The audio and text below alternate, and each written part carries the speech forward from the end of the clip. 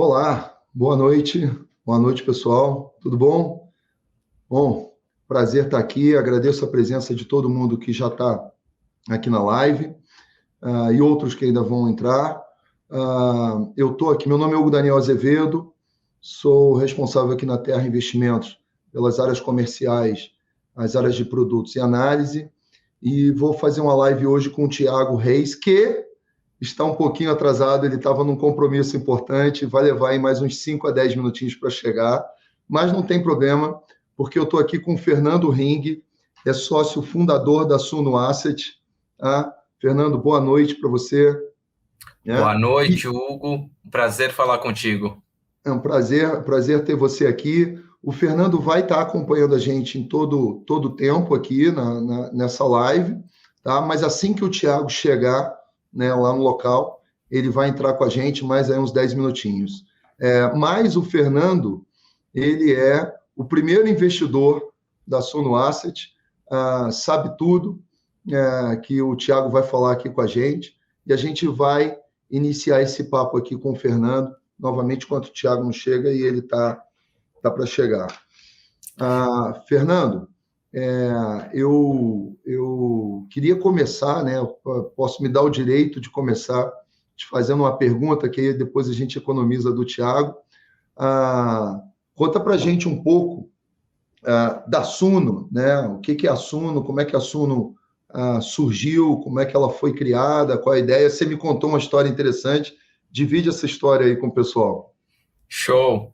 Vai ser um prazer, vou contar a história da Suno, né? Eu invisto junto com o Thiago há 20 anos, nós somos amigos da escola. Então, falando um pouquinho para vocês do começo da Suno, né? Então, ainda no colegial, o Thiago leu a biografia do Warren Buffett. E eu sou amigo dele, né? Jogava bola, a gente fazia, enfim, as coisas de colégio. Estudamos no Colégio Santa Cruz, em São Paulo.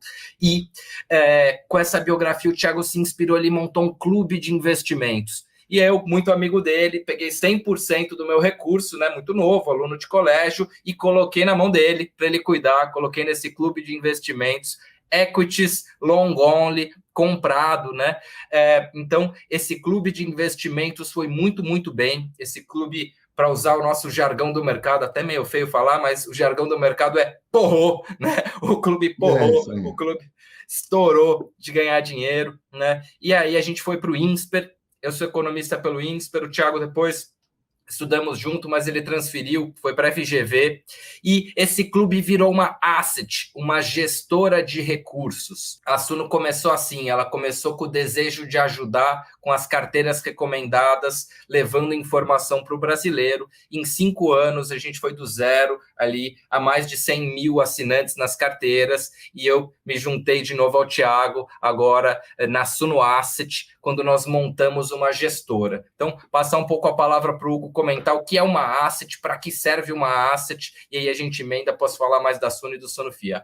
Legal.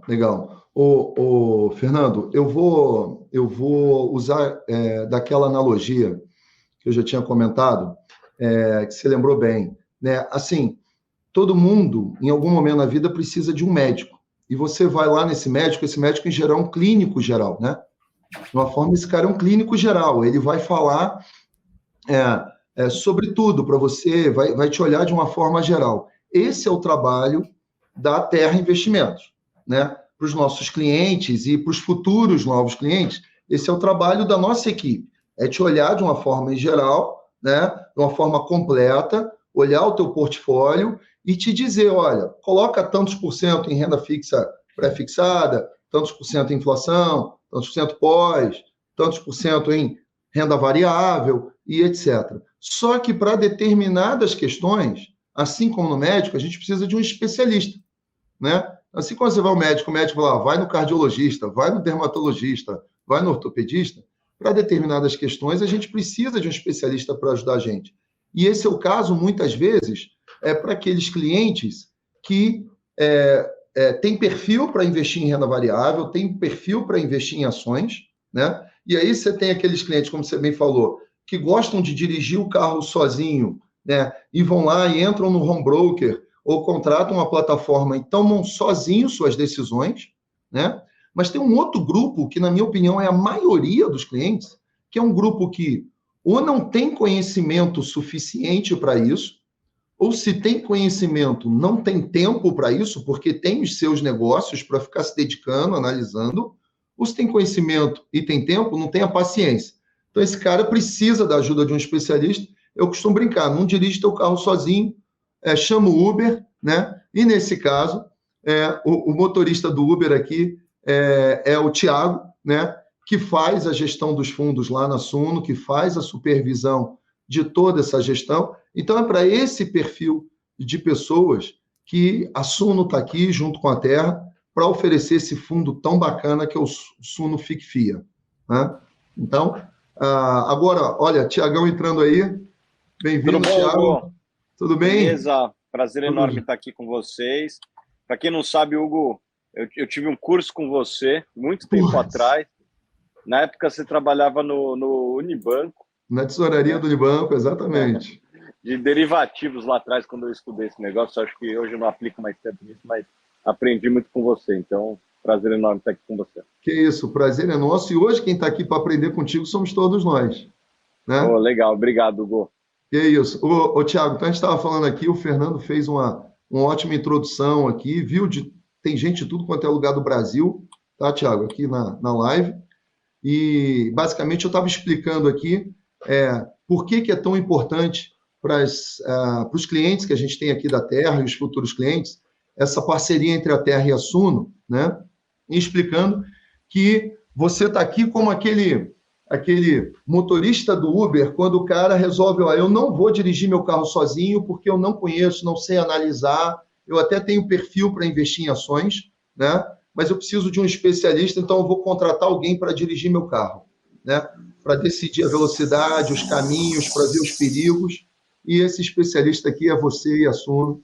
Então, por favor, fique à vontade aí. Tem um monte de gente com curiosidade aqui, anotei, o Fernando pegou um monte de papel, mas eu vou começar com um pano de fundo, Tiagão. Seguinte, tivemos aí primeiro turno. Cara, bolsa explodindo esses 2 dias, né? Hoje até subiu, depois fechou aí quase que no 0-0, basicamente, né? Mas todo mundo bem animado, né? Com o resultado do primeiro turno, seja no executivo, seja no legislativo.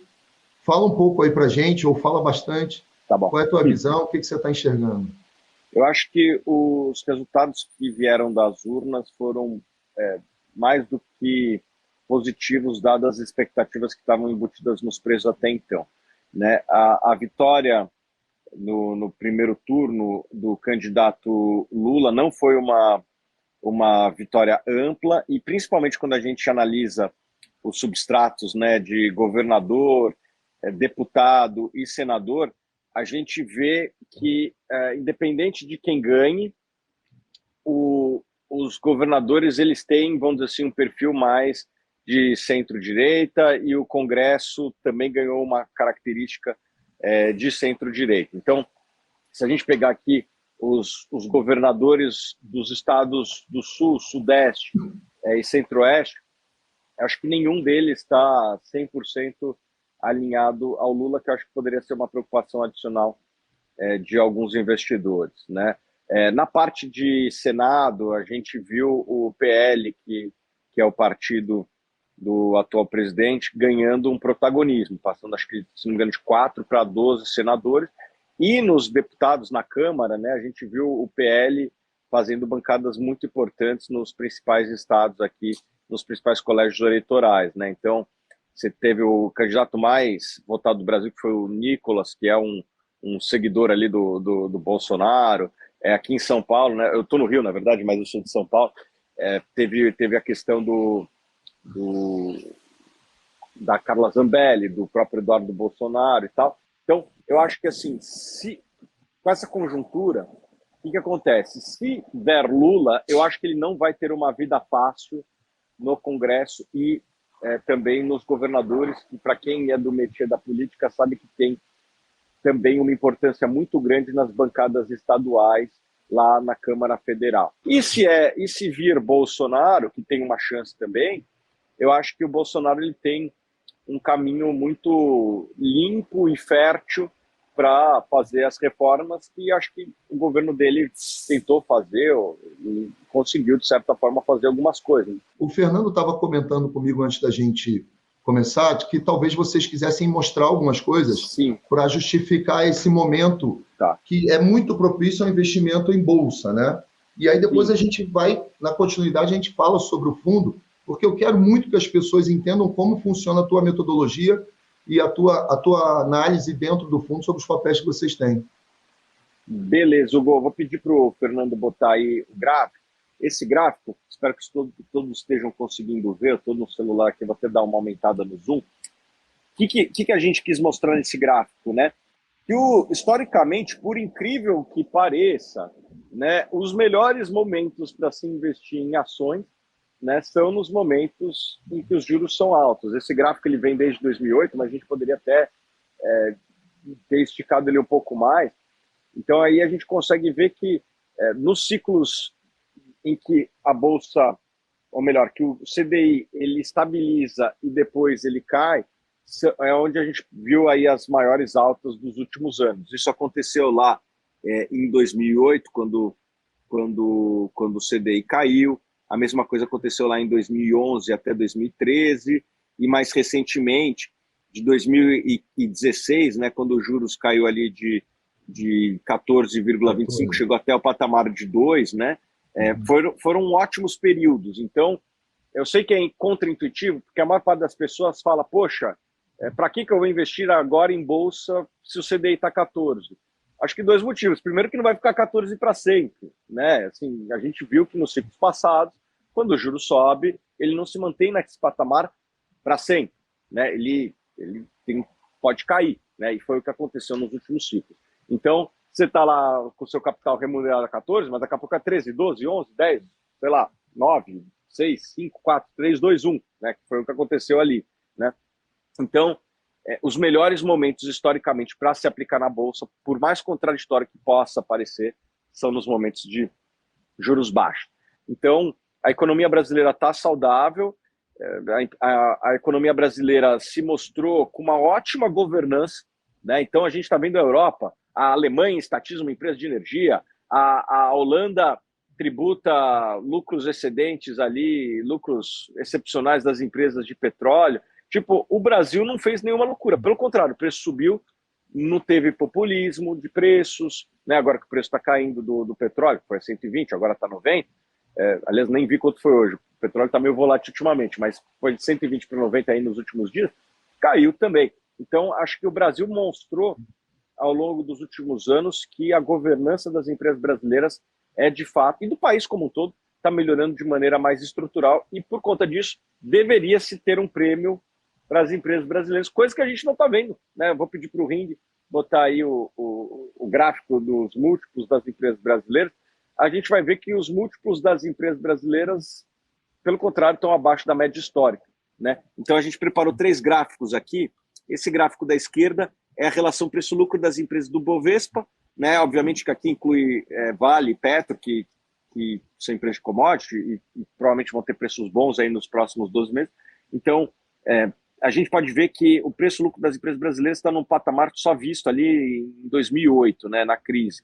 E mesmo quando a gente analisa o gráfico da direita ali, que é excluindo as empresas de commodity, o que a gente consegue ver é que a relação preço-lucro hoje está abaixo da média histórica. E talvez o gráfico mais importante, a gente deixou na parte central aí, o que tem?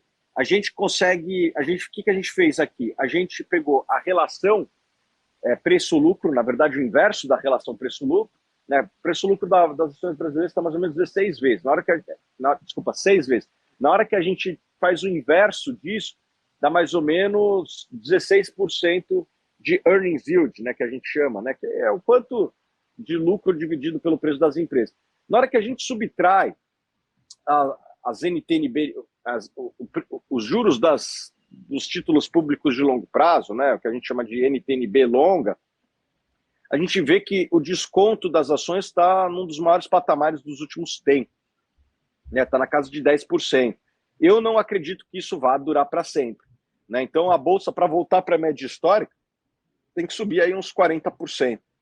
A gente viu e a gente está vendo que tem muita coisa boa e atrativa para o equity, né? Tá. Uhum. Agora, tem algumas questões aí também no cenário, alguma questão de política fiscal nesse novo governo, né? Tem a questão do cenário internacional, que pode atrapalhar um pouco, etc. Eu acho que isso não desmerece, ao contrário, isso dá oportunidade para o equity para andar, mas isso só reforça a necessidade da gente ter uma gestão profissional sobre o nosso portfólio de equity, nosso portfólio de ações, né? Uhum. De alguém olhando isso de uma forma bastante profissional e com experiência e capacidade para isso, né? Sim. E aí aqui falando para todo mundo, a gente não está fazendo essa live à toa, né? A gente analisou muitos fundos no mercado, muitos mesmo, tá? Nós temos uma metodologia própria de fazer uma análise robusta, econométrica, sobre os fundos disponíveis aí no mercado, e a gente quer olhar não aquele fundo que vai muito bem um trimestre ou um semestre. A gente quer olhar o que a gente chama de persistência de performance, tá? A gente quer um fundo, quer encontrar fundos que vão bem ao longo do tempo, com o passar do tempo, em diferentes trimestres civis, né? A gente fez essa análise e os fundos da Suno vão muito bem, né? O Thiago diria, vão muito bem, obrigado, né? E esse fundo, o Suno FICFIA, né, que é o mote aqui da nossa conversa, eu queria que você explicasse esse fundo agora para o pessoal que está aqui, como é que é a metodologia por detrás dele, qual a filosofia, como é que vocês analisam, e falar um pouco das posições que vocês têm, que eu tenho certeza aí que parte das posições que vocês têm vão ser novas para muita gente que está ouvindo e vão atrair muita curiosidade. Uhum. Eu estava acompanhando a live desde o começo e eu acredito que tem vários perfis de investidor, né? Tem aquele investidor que realmente ele se dedica, ele estuda, ele lê balanço, ele participa dos conference calls e realmente tem pessoas que talvez consigam andar com as próprias pernas e ter um sucesso. Só que o mercado de capitais, na minha opinião, ele é um mercado competitivo. Você tem um determinado ativo, tá? A Suno analisando, tem pessoas físicas analisando, tem outros gestores de fundos analisando. Agora, temos o Warren Buffett investindo no nosso país, né? Quem vai fazer a melhor análise, geralmente, é quem vai ter um retorno acima da média, né? Então, quem tem melhor capacidade analítica? Você, Warren Buffett, a Suno, o tempo vai dizer, né? Então, eu acho que os investidores eles têm que fazer essa autorreflexão e falar, poxa, será que eu tenho capacidade de competir com eles? Talvez tenha. Talvez você opere em algum mercado que o Warren Buffett não vai entrar. Pô, eu analiso o small caps e ali a competição é mais tranquila. Beleza. Agora, na hora que você vai para mar aberto, a competição começa a ser um pouquinho mais intensa e você tem que fazer essa autorreflexão. Para aqueles investidores que, após essa autorreflexão, percebem que talvez não tenham os equipamentos, o nível de pessoal para fazer uma análise construtiva e acima da média, eu ofereço aqui o time da Suno para fazer a gestão do seu patrimônio, né? A gente tem o Suno FIA, que basicamente ele busca investir replicando algumas carteiras da Suno, né? A gente tem 4 carteiras aqui, uma focada em ações de dividendo, outra em value investing, que a gente chama de valor, uma que aplica em small caps e outra no exterior. A gente acredita que essa combinação ela ao longo do tempo é vitoriosa. Todas as nossas carteiras elas superaram os seus respectivos benchmarks ao longo do tempo, né? Aí tem alguns números, então você consegue ver ali, por exemplo, o Ibovespa ele subiu desde o começo da Suno 8%, nossa carteira de dividendos valorizou 21%, nossa carteira de valor valorizou cerca de 10,8%, a carteira Small Caps valorizou 30 e poucos por cento, ali 30, isso não, em 27%. Média por ano, né? Em média isso por aí, ano. Isso, média por ano desde o começo. E a carteira internacional ali também superando o benchmark de fora, né, o SP500, que foi muito bem também no período. Então, a gente conseguiu criar alfa para todos os nossos cotistas. A gente nunca fez uma prática que eu acho ruim do nosso mercado, que é matar as carteiras que estão indo mal. Essas carteiras elas são as mesmas desde o começo. E a gente resolveu criar um fundo que aplique nessas carteiras. E o fundo ele tem estado entre os bons fundos da indústria. A gente pegou um período mais desafiador para para ações, mas acho que a gente fez um trabalho de preservação de capital ao longo do período. E o que eu acho que a gente tem de diferente, né? Assim, tem vários fundos de investimento que buscam investir no chamado long only, né? Só compra ações. A gente faz isso, a gente não usa derivativos, a gente não faz long and short, a gente busca investir em empresas que tenham 6 características. Empresas que tenham rentabilidade acima do custo de capital, empresas que tenham perspectivas de crescimento pelo menos iguais à PIB, empresas que sejam tocadas por pessoas que a gente acredita que vão tocar bem tanto a parte operacional como a parte de alocação de capital, empresas que tenham um balanço forte, empresas que tenham riscos que a gente julga tolerável e empresas que tenham um valuation aceitável, né? Então, na hora que você bota todos esses ingredientes, a gente busca empresas com esse perfil. E a gente tem conseguido montar uma carteira de setores diferentes, inclusive não só a exposição setorial, mas geográfica também, de empresas com essas características, e acho que temos feito um trabalho bom, principalmente na hora que a gente compara com o Ibovespa e com os nossos pares de mercado. Né, se você acha, a gente tem certeza, fica tranquilo, que a gente analisou direitinho o fundo com outros peers teus e o fundo vai muito bem, realmente muito bem. Obrigado. Deixa eu te falar de curiosidade aqui, assim, comenta, sei lá, nessas ações que vocês têm no fundo, né? Um caso que esteja assim, fora da caixa, fora do radar de todo mundo, que você esteja, e um caso que esteja no radar de todo mundo, pelo menos um caso de cada um.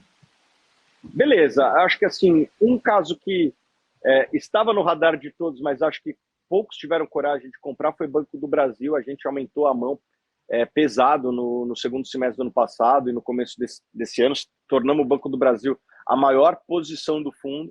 Eu acho que todo mundo sabia que o Banco do Brasil estava barato, as pessoas tinham muitas dúvidas sobre possíveis mudanças na governança da empresa. Então a gente fez um trabalho, acho que é legal falar aqui, do nosso trabalho de campo, que eu acho que isso é um diferencial da Suno. A Suno tem uma capilaridade muito grande, né, pelas nossas mídias sociais, pelos nossos sites e tal, e a gente consegue ter contato com funcionários e gente de todas as empresas. Nós entrevistamos 15 funcionários do Banco do Brasil, gente da ASP, gente do TI, e o que a gente descobriu foram 3 coisas dentro do Banco do Brasil que eu acho que estavam sendo pouco percebidas pelo mercado, apesar de ser uma empresa bem acompanhada. Em primeiro lugar, é que a governança do banco ela é diferenciada. O Banco do Brasil, por incrível que pareça, tem alguns itens de governança que eu acho que são melhores que o banco privado, principalmente comitês de crédito, que eu acho que é onde que poderia dar besteira.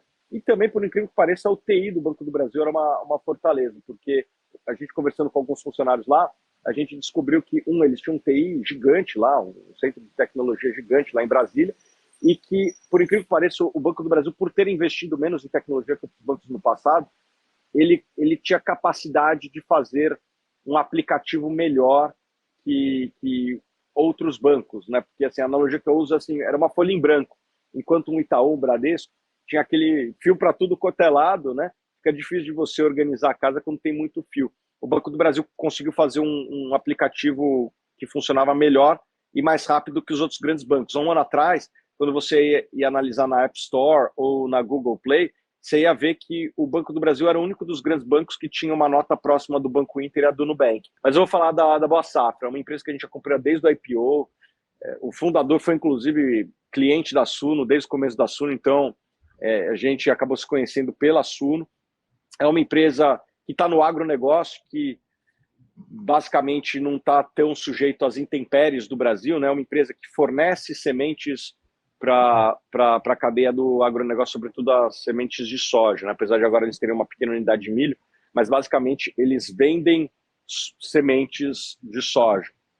E eu acho que o primeiro fator que nos atraiu é que o agronegócio no Brasil, especificamente a soja, é muito competitivo, né? O Brasil é o grande produtor de soja, grande exportador de soja, e a Boa Safra é a empresa líder no fornecimento de soja, né? Quem quer plantar soja tem que comprar uma semente de alguém. Eles são os maiores fornecedores do Brasil, mas mesmo sendo os maiores, eles ainda têm uma participação de mercado muito pequena, né? Eles têm cerca de 6% de participação de mercado. Na hora que a gente analisa mercados mais maduros, o líder tem 20%, 25%.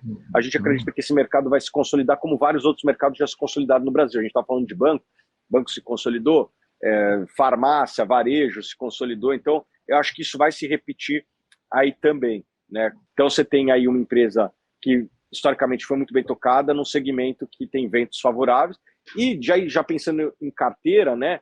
Pô, é um business que está mais descorrelacionado com o Brasil. Então, quando o Brasil vai bem, vai mal, isso não atrapalha muito ela. Então, isso é uma preocupação que a gente tem. Ter setores que tem uma correlação menor entre eles. E eu acho que o agronegócio brasileiro, sobretudo a parte de exportação de soja, eu brinco que está mais ligada à Ásia do que ao Brasil, né? Porque quem é o consumidor marginal de grãos, né? É a Ásia. Boa. Ô, Thiago. Tô com 3%, Boa.